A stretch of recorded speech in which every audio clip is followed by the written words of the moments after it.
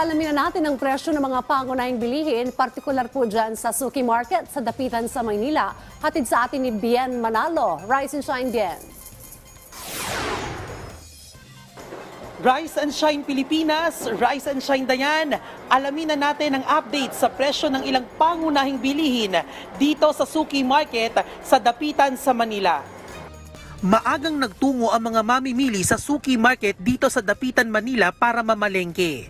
Ang ilan sa kanila namimili bilang panghanda para sa okasyon. Ayon sa kanila, mas makatitipid daw sila kung maaga silang mamimili dahil sa mga diskwento mula sa kanilang suki. Iwas-siksikan din daw sa dagsa ng mga tao. Ang presyo ng kamatis mabibili sa 120 pesos per kilo. Ang sayote, pechay bagyo at kalabasa mabibili sa 60 pesos per kilo. Ang repolyo nasa 50 pesos per kilo. Mabibili naman sa 80 pesos per kilo ang patatas at carrots. Ang talong nasa 100 pesos per kilo. Ang ampalaya nasa 120 pesos per kilo. Ang sibuyas nasa 140 pesos per kilo. Ang presyo ng itlog naglalaro sa 5 pesos hanggang 8 pesos ang isa depende sa laki. Ang manok naglalaro sa 165 pesos per kilo. Ang bangus nasa 160 pesos per kilo. Ang presyo ng galunggong nasa 150 pesos per kilo.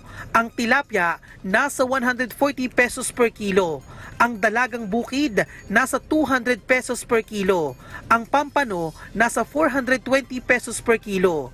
Ang baka mabibili sa 440 pesos per kilo.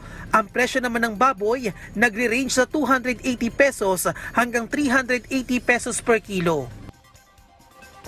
Dayan, payo naman ng mga nagtitinda sa mga mamimili na suriing mabuti ang mga produktong bibilihin. Iyan ay para daw na matiyak na sariwa ang inyong mga bibilihin.